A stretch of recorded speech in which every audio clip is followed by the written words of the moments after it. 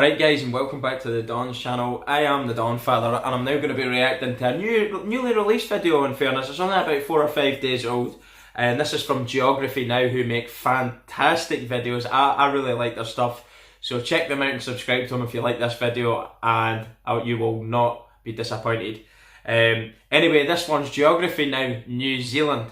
But before we start, I'll tell you a little bit about my knowledge of New Zealand. Well, it's two islands. There's a north and a south island. It's pretty cold on the southern island, as it's quite low down in the southern hemisphere.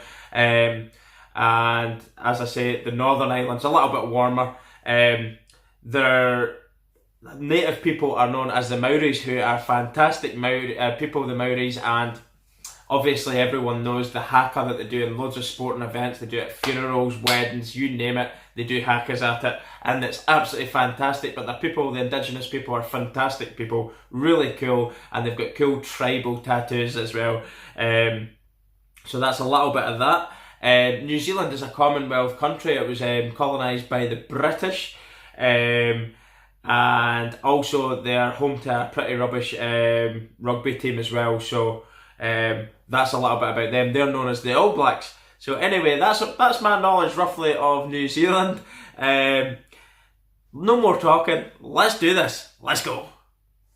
Now, when I think of New Zealand, really only one word seems to come to mind. Tau matawhakatangi hanga ko au au o tamatea tsuri pu ka piki maunga horo nuku pokai whenua kita na tahu. No way is that a word. Was that a word?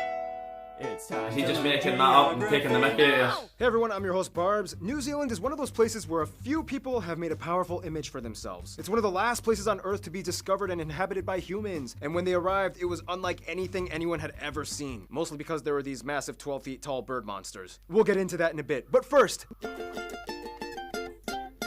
New Zealand is not only a key player in the ocean nations, but a geographic anomaly. As in, half the time when you look at artwork or decorations or newscasts or even educational books, New Zealand is forgotten from the map. Kiwis even joke about it. Even their government website 404 page not found website pokes fun at it. Anyway, New Zealand, or Aotearoa, is located in the southwestern Pacific Ocean, about 1,200 miles or 2,000 kilometers off the coast of Australia, and about 600 miles or 1,000 kilometers from the nearest major islands of Fiji, Tonga, and New Caledonia. Meaning, technically, France is their closest neighbor. The country is made up of two main large islands, aptly named the North Island, or Te Ika a Maui, which makes up about 42% of the landmass, yet holds about 3/4 of the population, and the larger, yet less populated South Island, or Te Waiponamu, at about 56% of the landmass. Right. The remaining 2% of the landmass is made up of hundreds of interior and outlying islands, 33 main ones that are either around the main two islands, like the largest one, Stewart Island, just south of South Island. Then you have the outlying island chains, like the northernmost Kermadec Islands, the easternmost Chatham Islands, and the sub-Antarctic southernmost point, the Campbell Islands. Never heard of them. Quite surprised I never knew that. Into 16 councils, 11 regional councils, and 5 unitary regional councils. The Chatham Islands act as their own special territorial authority. The second largest city, Wellington, is the capital, the southernmost capital in the world. However, Auckland up north is the largest city, which holds about 1/3 of the entire population of the country, with the largest and busiest airport, Auckland International. Otherwise, Christchurch on South Island on the South is the Island, third Christchurch. largest city and holds the second busiest airport, Christchurch International. But wait, that's not all. The sovereignty claim extends even further, and then you get the 3 New Zealand realm territories and free association island nations. These are Tokelau, the Cook Islands, and Niue. Tokelau is considered a non-self-governing dependent territory. It also has a territorial dispute with American Samoa over Swains Island, whereas the Cook Islands and Niue are labeled as self-governing states in free association with New Zealand. Finally, you have the Ross Dependency, which is New Zealand's claim to Antarctica, which of course under the Antarctic Treaty does not actually fall under their sovereignty, but you know, a lot of people like to say they have something they can't. Whew, for a nation that doesn't even show up half the time on maps, there's a lot going on here. But wait, if New Zealand is just an island in the middle of the Pacific, which continent is New Zealand a part of?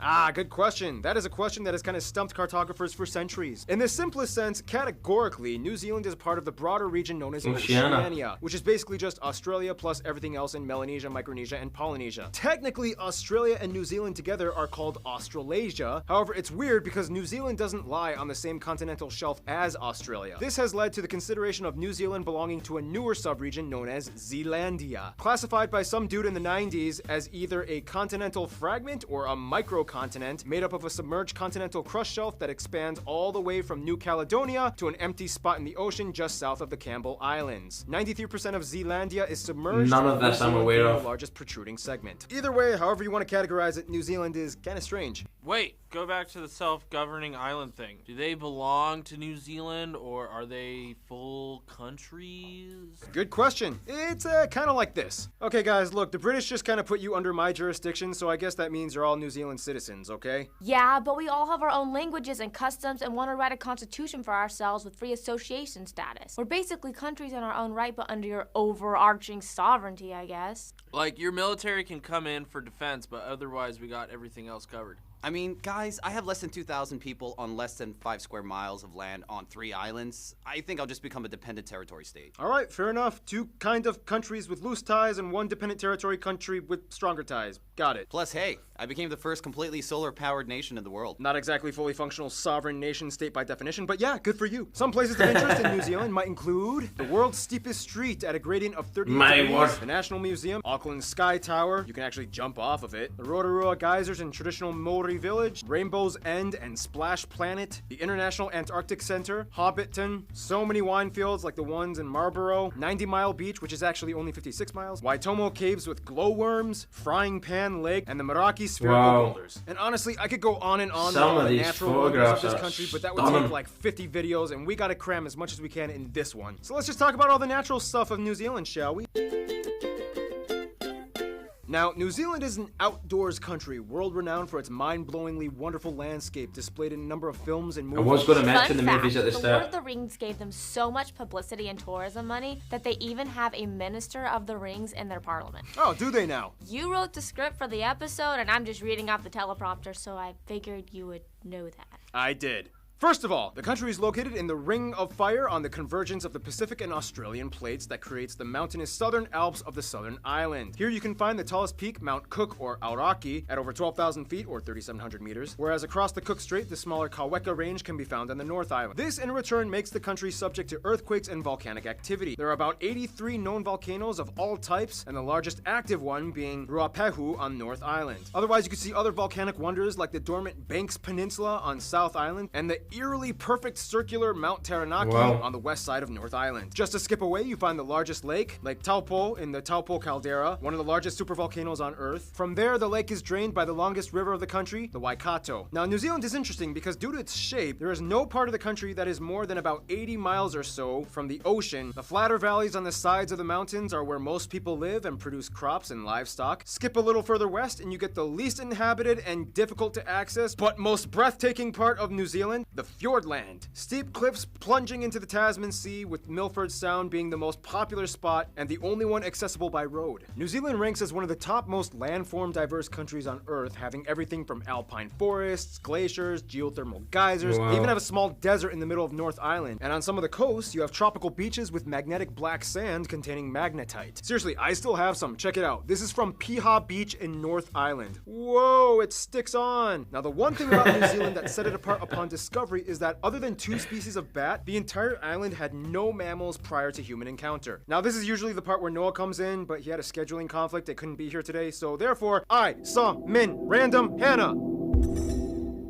Hannah, take it away. The country is a bird haven with over 200 species, over half endemic to New Zealand. And the funny thing, many of which are flightless. It's like the flightless bird capital of the world. Species such as the kakapo, the world's only flightless nocturnal parrot, and they have more species I've never heard of it. anywhere else on the planet. At one point a long time ago, they used to have the moa, a 12-foot tall monster, until it was hunted by the native Maori to extinction. Then you have the national animal, the kiwi. famous kiwi, a flightless bird which comes in 5 forms on both islands. Known for their hair-like feathers, long beaks with nostrils, making them some of the only few bird species that can smell. Otherwise, with flying birds, you have the kia, the world's only alpine parrot. And if you see one, they are curious creatures, unafraid of humans, that love to chew on shiny objects or rubber. Like Those magpies. guys tried to steal my stuff one time. Outside of the bird world, you can find reptiles like the turatara, which has a 3rd parietal eye on the top of its head, or the giant weta, the heaviest insect on Earth. Ugh. Wow. Resource-wise, the country is known for its huge dairy farming and livestock industry. Jade or greenstone is a precious stone mined and sold here, as well often carved into jewelry or traditional Maori tools and ornament. Besides all that though, much of the country makes money through tourism, specifically outdoor tourism, specifically Queensland on South Island. This place offers everything from skydiving, paragliding, and zorbing, which by the way, the Kiwis invented. And speaking of Kiwi inventions, food! Kiwis are without a doubt seafood folk. Native species like gurnard, hoki, hake, hapuku, pawa, and crayfish are made into numerous dishes, cooked, raw, smoked, steamed, battered, and fried with chips. If that's not your thing, some non-fishy Kiwi dishes might include things like roast lamb, savory meat pies, hokey pokey ice cream, Kiwi-style burger, manuka honey, kumara, L&P drink, pavlova cake, and one of the most traditional Maori dishes, hangi. And speaking of cultural tradition, we go to... Thank you, Hannah. Feel free to follow her on Instagram. No problem.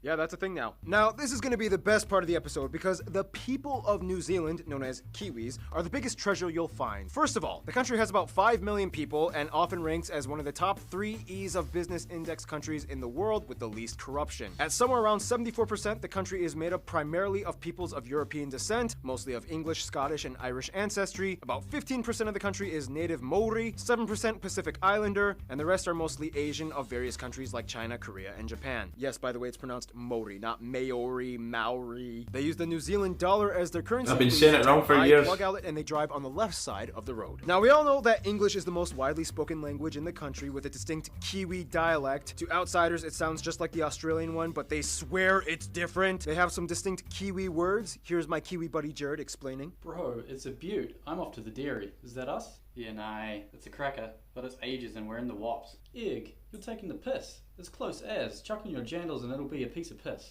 Whatever then, only if you stop rocking me up. Stoked. Sweet as. Nonetheless, there are actually 2 other official languages of New Zealand, Maori and New Zealand Sign Language, making New Zealand the first country to adopt signing as an official language, even though only half of 1% knows it. Now let's talk about culture and the whole Maori thing. Love the Maori. Traditionally come from about 100 or so iwi, or tribes, or peoples, spread throughout both islands. Most in the north part of the country, the largest being the Ngapuhi at over 100,000 people. Their culture is a huge integral factor that plays into what it means to be Kiwi. I mean, instead of hello, you'll often hear the Maori word kia ora as a greeting. Most schools teach the Maori language in elementary years, and there are immersion schools as well. In addition, they have a few television channels and radio stations that speak almost entirely in Maori. Today, the majority of native speakers are found in the North Island, most heavily concentrated in the Northland and Gisborne and Bay of Plenty regions. And speaking of Maori, we cannot do this episode without talking about the haka. Almost everyone on the island knows one form of the traditional so many Maori different dance, hakas, isn't by there? both men and women, known for its aggressive movements, loud chanting, and intimidating facial expressions. Very often it's performed at sporting events. The haka is not only used at games or as a means to intimidate though. It can be used in a variety of situations, ranging from birthday parties, funerals, even weddings, where the people celebrate the union of 2 people happily, and everyone takes part in it, whether you are ethnically Maori or non-Maori. It's a tradition that really unites everyone on the island, regardless of race. Pretty cool, right? And now let's talk about tattoos, and actually, let's have another co-host do this. Let's see, which options do I have? Who can I select? And let's see, Hannah already did one. Why not Ken?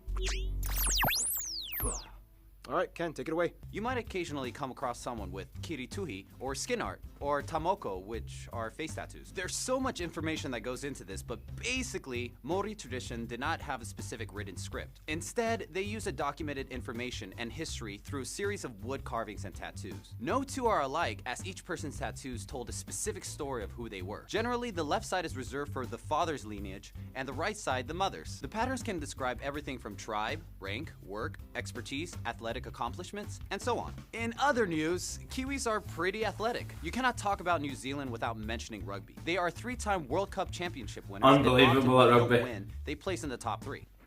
Thank you, Ken. Feel free to follow him on Instagram. And now it's time to talk about history. In the quickest way I can summarize it, Bird Island, no humans. Maori come in from Polynesia, maybe sometime around the 1200s. Maori Pa settlements established. Moa bird is hunted to extinction. Tribal battles for land. Abel Tasman becomes the first European to come in contact. They kind of forget about it until the British come in by like 100 years later. For a while, they just kind of traded with the Maori. Intertribal wars with the new weapons that they acquired by the Europeans. Missionaries. British colony. New Zealand wars. Treaty of Waitangi. Controversy with mistranslation. Self-government within the British Empire. Women's suffrage. Massive immigration wave. World War I, they play a role in Pacific warfare against German-occupied Samoa. World War II, they play a role again in the Pacific, but this time against the Japanese in Papua New Guinea. Statute of Westminster Adoption Act. Muldoon years. 1980 reforms. 1990s and early 2000s, business really starts to boom. Earthquake in Christchurch. And as of writing the script for this episode, the recent unprecedented terrorist attacks in Christchurch of 2019 occurred, which shocked the entire nation and the world. Although horrific and terrible, it must be mentioned and addressed and not glossed over in this episode. Some notable people from New Zealand or of Kiwi descent might include people like Hongihika, Honeheke, Te Puea Herangi, Maui Pomare, Potatau Te Ferofero, Ernest Rutherford, Kate Shepard, Sir Apirana Ngata, Sir Edmund Hillary, Sir Peter Jackson, Jacinda Ardern, Russell Crowe, Jonah Lomu, Sir Colin Meads, Dame Fina Cooper, Flight of the Conchords, Bruce McLaren, Catherine Mansfield, Lord, oh, and the meme page Dolan Dark, I was told. Yeah, quite a few cool Kiwis out there, which brings us to our next segment, the Kiwi Crew. They're friends. The Friend Zone.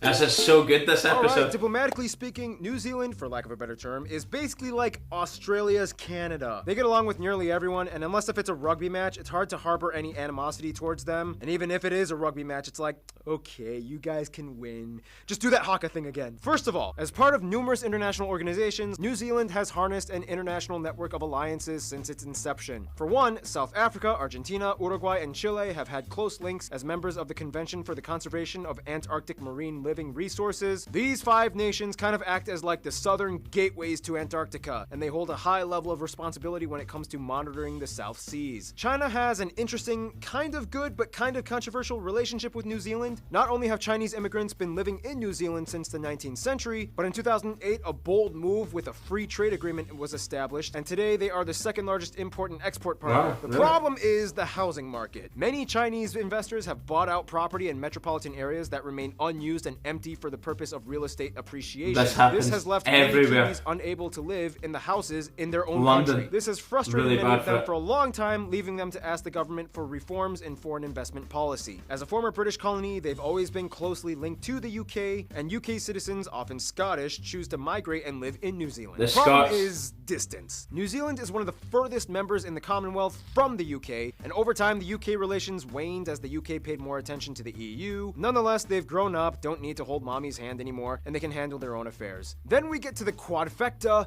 the USA, Canada, and Australia. There is somewhat of an unspoken, unbreakable bond between these 4. New Zealand has fought alongside the US in almost every major global event from the 20th century and on. There was a slight hiccup in the ANZUS Security Treaty in the 80s in which they decided to initiate a nuclear-free zone in their territorial waters. Nonetheless, relations are still strong and they are considered one of the closest allies. Canada and New Zealand are very close though. They both think very similarly and are both Commonwealth nations with the same queen as their technical head of state. Both share similar views on a variety of issues. Both are the smaller versions of a bigger neighbor that gets all the attention. Business, trade, and tourism is strong between them, and in a way they kind of love each other for all these reasons. When it comes to their best friend, however, as much as they love to poke fun, mock, ridicule, and spit on each other, they cannot deny that Australia is the closest. Australia even has a clause in its constitution that allows New Zealand to become a part of their country if they should ever want to for whatever reason, although New Zealand is like, no chance. Australia is not only the largest trading and business partner, but also has the closest history and culture. The two have a unique Trans-Tasman agreement that states that citizens of each country can migrate and have automatic residency. The two go hand in hand, however, when Australia isn't looking,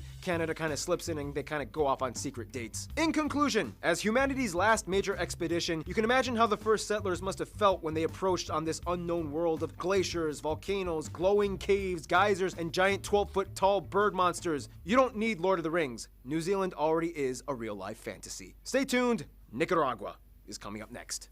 Oh, that's the end of the video. Absolutely outstanding. because I already knew quite a lot about New Zealand, I didn't want to say too much before the video started, but I know a lot about New Zealand. I know lots of people that went to New Zealand or is living in New Zealand now, or indeed just went there to work. Great people. I know people from New Zealand that's came to the UK, so really nice people. But as a country, and the way it looks, it's an absolute beautiful place, absolutely beautiful. The Northern Island and the Southern Island, and I just wasn't aware of how many islands were around it. And I know it's obviously, was it Christchurch is the largest city in the that part of the Southern Hemisphere, or the most southerly city, did I say? Sorry. But every country, like around that area, had its own indigenous people, and I've been saying it wrong for so long. I always said the Maoris, but he's saying it's the Maoris. So apologies for saying that at the very start of the video. So you learned something from that if you didn't already know. Of course, rugby, I was only taking the mick. New Zealand, absolutely fanatical about rugby. And indeed, loads of sports. They do loads of sports that they're good at. I always like watching them in the velodrome, them, Australia, Britain, and the Netherlands, and the velodrome and the indoor cycling. Fantastic, they're always brilliant at that, and the team pursuits as well, they're really good at that. But other than sports, just the people in general, fantastic. The Maoris, as I say, the haka is one of the main reasons why I love this country. It's so great to watch. When you watch the All Blacks perform it, I fell in love with it when John Olomu was playing. He's, of course, now he's dead. What a legend he was, an amazing man. Nobody's ever played rugby like that guy. Absolute human battering machine, straight over the top and through people. People dragging him along by his ankles, and he's still charging down. There was no stopping him when he was in full flight. A human steam train. Boom. God rest him. He's now passed, but he was an absolute legend. And as I say, the beauty of the place, it has so many more volcanoes than I actually realised until the video explained. Way more volcanic than I actually thought. I knew that it was prone to earthquakes. Very interesting how far it actually is away from places. I didn't realise just how far it was away from Australia and Fiji and stuff like that there. So really interesting facts there. 5 million people. I actually thought there was way more than that in New Zealand, and there's been loads and loads of people coming from New Zealand. You've seen all the names, and another thing as well that I take note of and I already knew about was the close links to the West with wars, etc. For every war they've always been involved with America. And of course Britain as well, and the Commonwealth has them being, the Queen being their head of state. So very interesting video, so much to take in. If you know nothing about New Zealand, maybe check out more. Fantastic place, absolutely amazing, and if you ever get a chance to visit, I do believe you should, as anybody who I know who's ever visited it loves it, and they actually want to stay there. So beautiful opportunities for work, etc. They go there, there's a lot of dairy work, farm work, people go there and do a lot of that there, and they just love the quiet life. So I hope you've enjoyed my reactions to that. I could talk all day about New Zealand, more sport based, as that's what I know them for mainly, and obviously the Maori people. So anyway, if you've got any other suggestions or things you'd like to see me reacting to, please feel free to drop a comment in the section below. I thoroughly enjoyed that video, I hope you did too. And don't forget guys, subscribe to the Don's channel, because we're going to be bringing loads of cool stuff from around the world and you don't want to miss it. Thanks very much. I am the Donfather. Peace and goodbye.